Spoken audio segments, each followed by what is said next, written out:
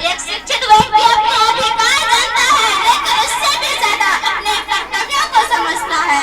वह भीड़ का हिस्सा नहीं बनता, वह खुद रास्ता बनाता है।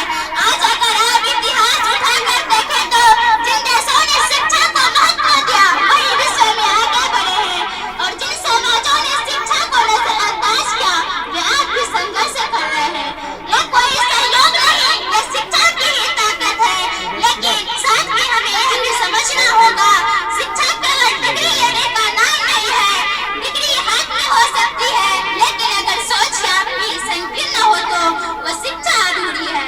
सच्ची शिक्षा हुआ है जो इंसान को विनम्र बनाती है, संवेदनशील बनाती है और जिम्मेदारी बनाती है। आज जरूरत है कि हम शिक्षा को बोझ नहीं, अवसर समझें। बच्चों को अंकों की दौड़ में नहीं, ज्ञान की यात्रा पर ले जाए। उन्हें डर से नहीं, जिज्ञासा से पढ़ाए, क्योंकि जो बच्चा सवाल पूछना सीख गया वही आगे चलकर बदलाव लाएगा। शिक्षा समाज के सबसे शांत लेकिन सबसे शक्तिशाली क्रांति है। बिना शोर के, बिना हथियार के ये सोच बदल देती है। ये नफरत को समझ में, अंधविश्वास को विज्ञान में और कमजोरी को आत्मविश्वास में बदलने की ताकत रखती है।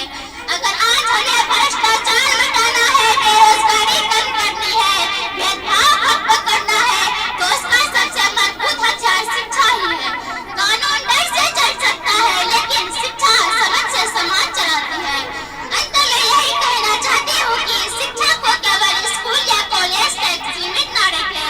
सीखना जीवन भर चलता रहना चाहिए। जो सीखना बंद करता है वही पीछे रह जाता है, क्योंकि ये भी कहा गया है शिक्षा के लिए कि शिक्षा वो शेरनी का दूध है, जो पिएगा वही धारेगा। जय हिंद, जय भारत। जी मेरे भाइयों और बहनों,